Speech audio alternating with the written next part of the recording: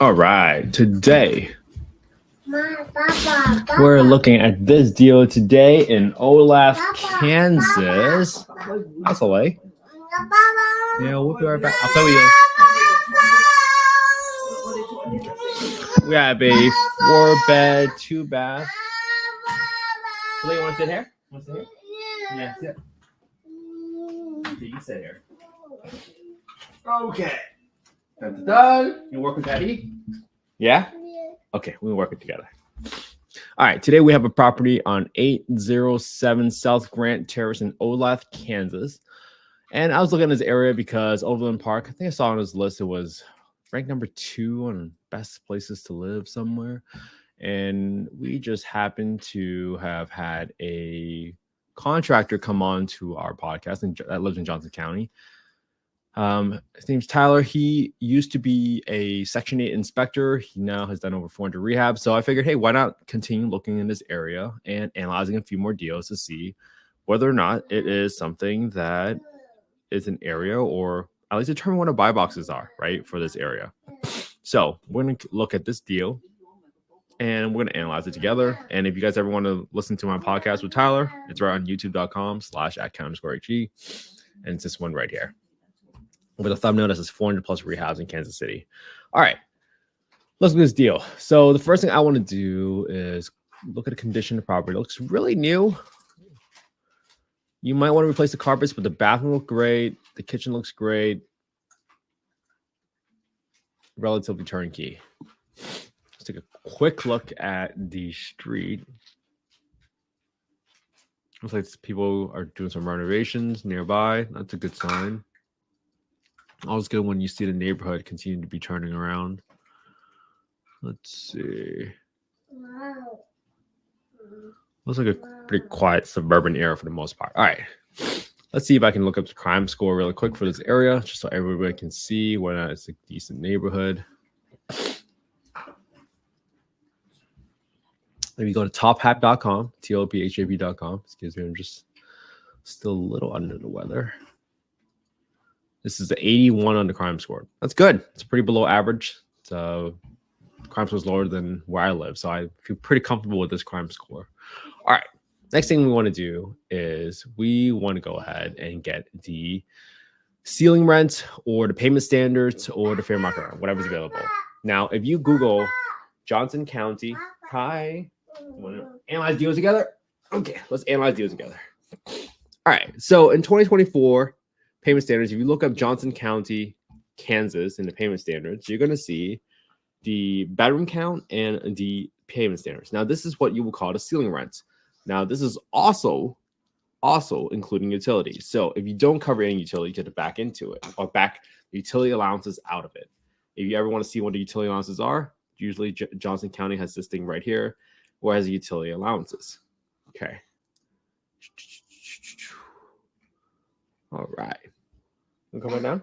Yes. Okay. So thank you. Okay. You ready?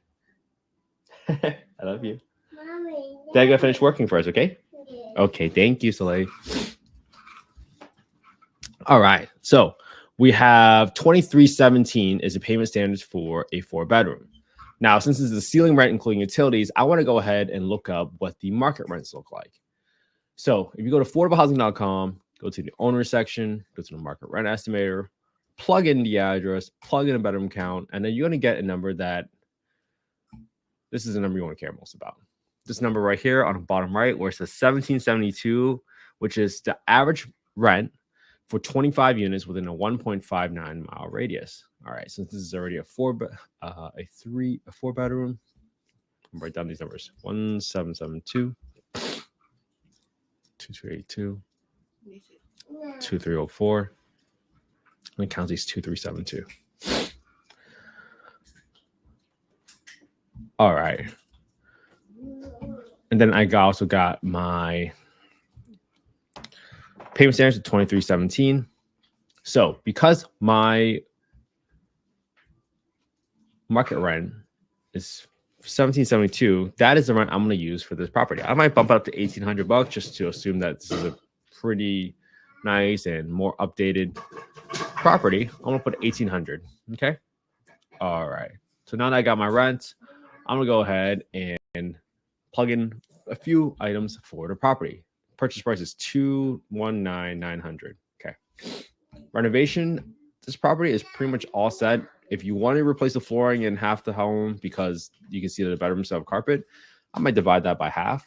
But besides for that, I'm assuming everything else is in pretty good condition. I'm assuming there's no termite issues because they just did a rehab. I'm assuming the water heater is there and it's operational. I'm not doing any more bathroom remodels. I'm not doing any kitchen renovations. I'm going to do equals 1250, which is total square footage divided by 2. And again, I'm just simply trying to gauge a general rehab number. I'm not trying to do anything else. Got $5 for the landscaping, and I'll save aside maybe $15 for the roof just in case there's any issues that I didn't know about. All right.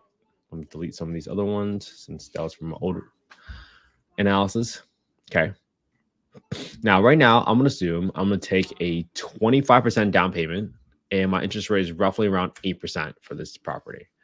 In order to figure out how much I'm financing, I would go to my sub 2 loan or just any loan. I'm just subtracting the asking price and less the down payment, and that's going to be the amount I'm financing at 8%.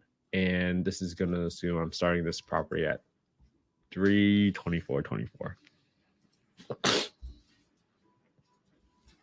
There we go. All right.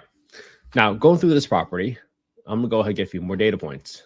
First, I want to get the property tax number. I'm just going to take what I see on the Redfin website, which is 156. So put 156. My insurance estimate is 143. So I'm going to do equals 143. And I'm going to add another 20% premium on it by multiplying it by 1.2. So I'm paying 20% more than what it estimates a homeowner insurance policy will cost for this home, assuming it is a primary residence home. Usually a insurance policy for a rental property costs a little bit more. So that's why I am adding an extra 20% premium. All right. So now that I got a few expenses, there's no HOA, no other expenses. I got 10% for my maintenance, 10% for my property manager. And because this is a pretty nice home, I'm going to lower my vacancy to 3% because I'm assuming someone's going to stay in this home for a good while, especially if you're a good area with low crime, decent neighborhood, good condition home, and you have decent schools nearby, 5, 6, and 7. Those are great school ratings, especially if it's for an affordable housing. All right.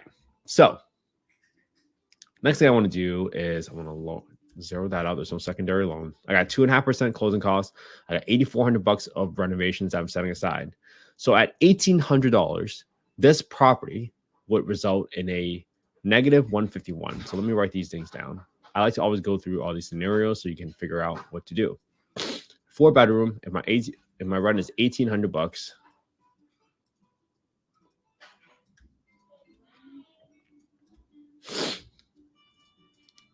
my cash flow is going to be negative 151. That's a negative 2.6% cash and cash return, assuming the purchase was $219,900, and my rehab was $8,400. Down payment at 25%, 8% interest rate. I like to go through all these scenarios so I can figure out what makes it a deal. Because for every property, there's a price and a set of terms that will make it a deal. All right. So the next thing I want to do is, well, let's go ahead and change the variables or one of the variables one at a time.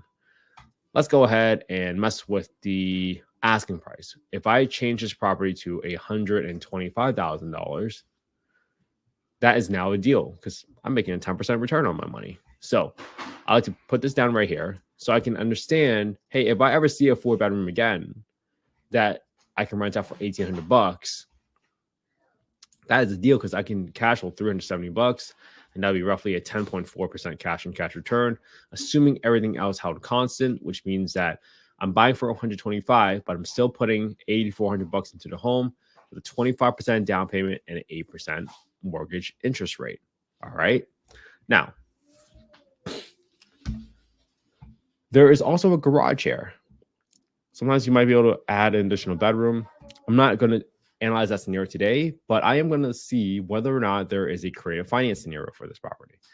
Now, when I went on PropStream, I saw on the MLS details that there was a conventional loan that was taken out in 2004, what it looks like, because the maturity, no. The term is only 180 months. Let's see, you guys can see that. See where it says 180 months for the term? That means it was a 15-year loan, and they took it out for 4.2%. So now I want to mess with the scenario. It's like, hey, what if I'm able to take over this loan and have the seller finance the rest of it as a hybrid deal, which means that I'm taking over the existing loan, sub 2, subject to the existing financing, but I'm going to have the seller finance the rest of the equity portion. All right. Okay. What does that look like?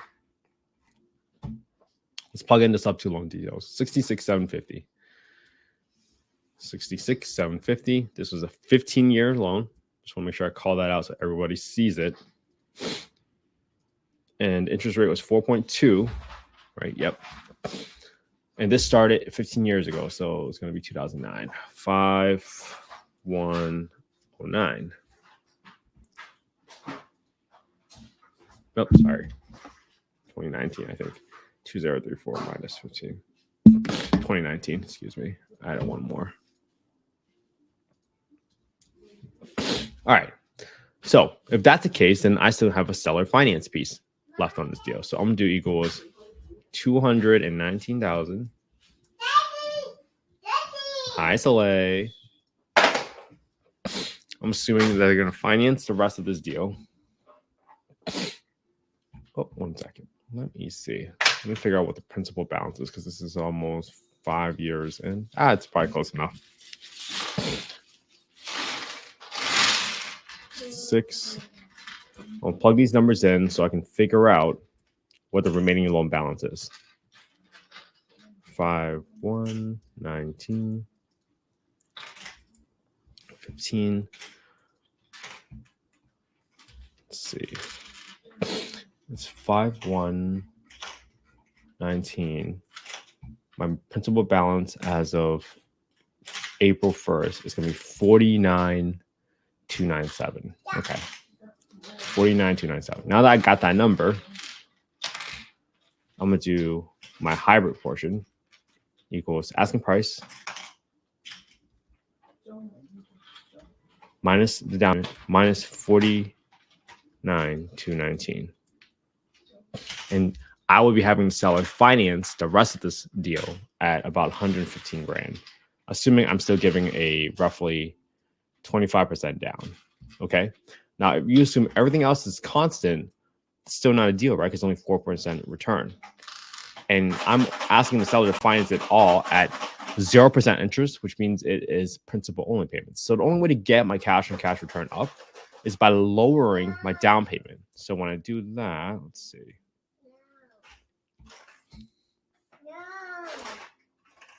So this is my best case scenario. Assuming I put no money down, which is unlikely that the seller is going to go for it. 0% interest rate, 0% down. I'm 0% down, but I'm taking over the loan sub 2, 4.2%.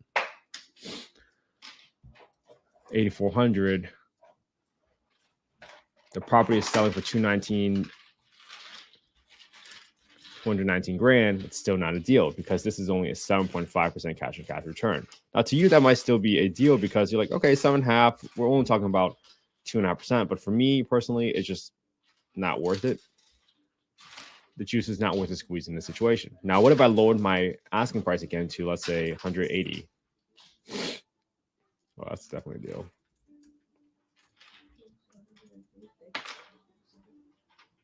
Because now I'm 200 grand. 210. 208.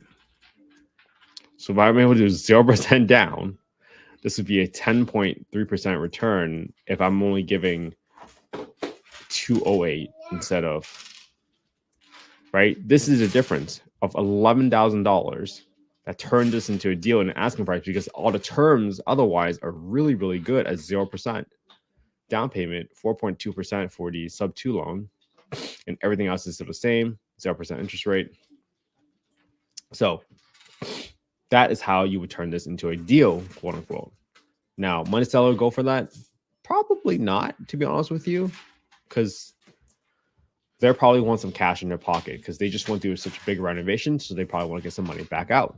So that's probably why it would not be a deal. But at least what we went through today is, one, we researched what the fair market rents are, or in this case, it was the payment standards, because it was clearly available if you just look up Johnson County payment standards. And that's how we found the payment standards by bedroom count, which includes utilities.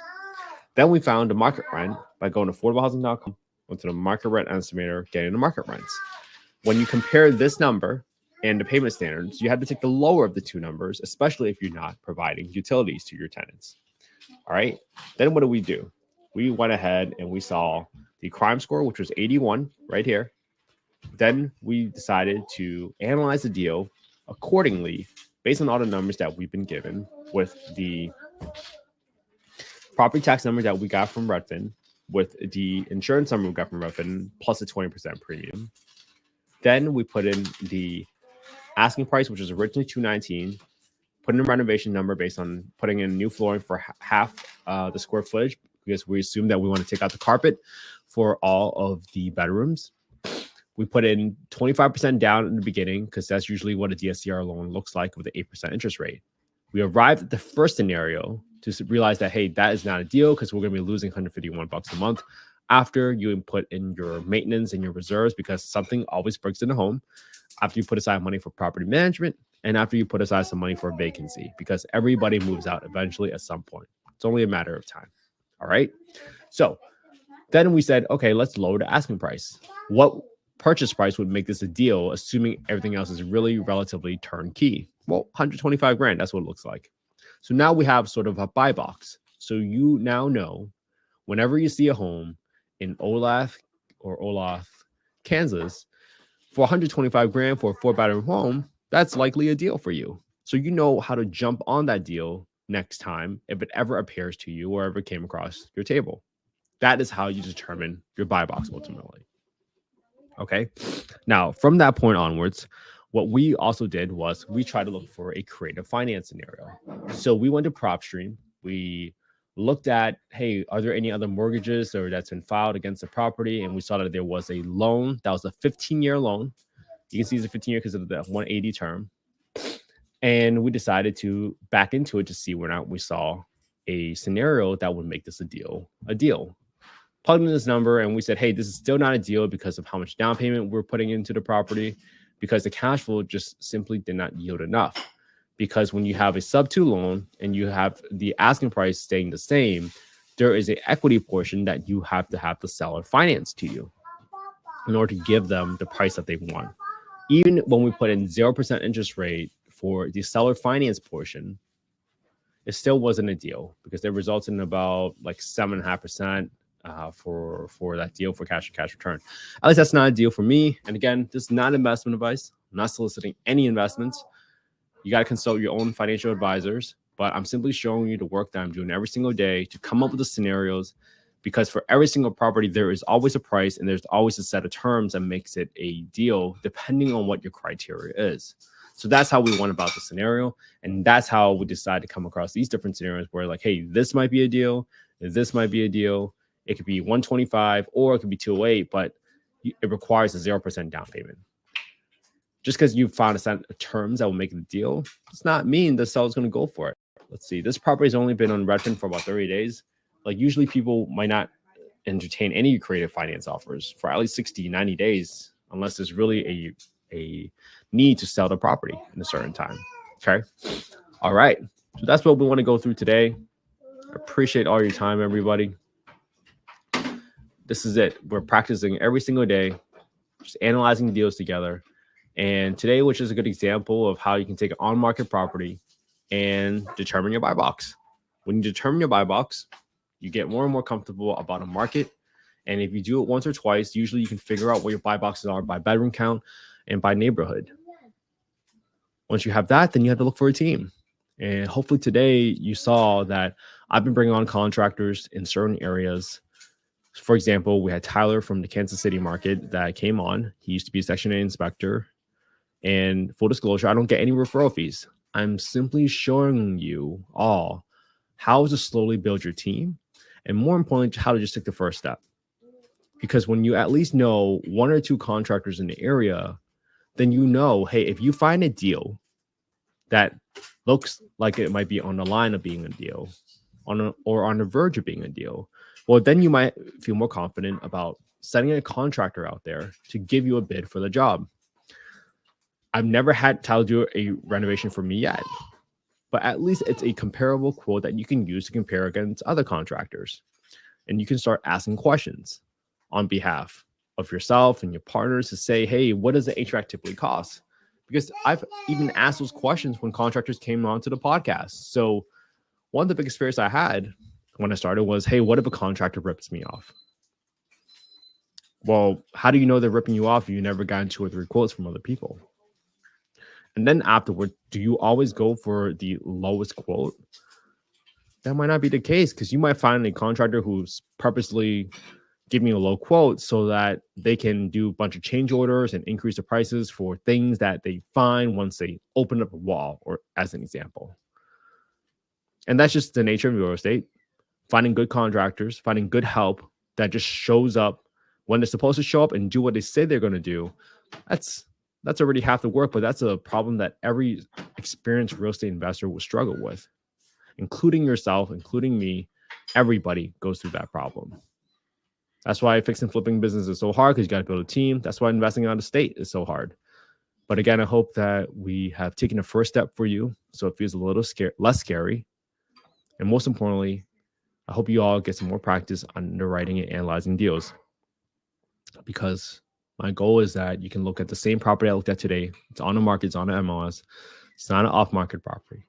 You practice analyzing that deal, the same deal, using the same spreadsheet. Just DM me your email on Instagram at InvestWithKenHe, and my team will send the spreadsheet to you. And from that point onwards, you can start practicing and pick one thing that you can do better than I can, explain one part better than I did during the call today, and put it on your own YouTube channel. Because when the time comes for you to pull the trigger on a deal, and you have 176 properties that you've analyzed yourself, because that's how many days I've been going live in a row, might you feel a little bit more confident in that? I certainly hope so. And if a partner ever asks you, hey, why do you think this is the deal? Well, you can say, hey, I know this is a deal because I looked at the past 176 deals and they were all not deals. Might that make you feel more confident? Might that let your partners feel a little bit more confident? I do this with all of you so that we can feel a little bit less lonely doing this all together, because that's what community is all about. So let's stay consistent together, everybody. Today is day 176. Happy Sunday, everybody. I hope you guys spend some quality time with your family and friends today. And if you guys ever want to see a replay of this underwriting, just go to youtube.com/@Kent_HE. And I would so appreciate if you can share the YouTube channel with other folks, because this is how we grow the community. This is how we cast a wider net to get more resources into our community with more referrals from people that have actually done these rehabs, so that we all can have access to a wider network, so that we can all continue solving this affordable housing problem together. All right. Have an amazing Sunday, everybody. I hope you spent some quality time with your family and friends today. And we are out.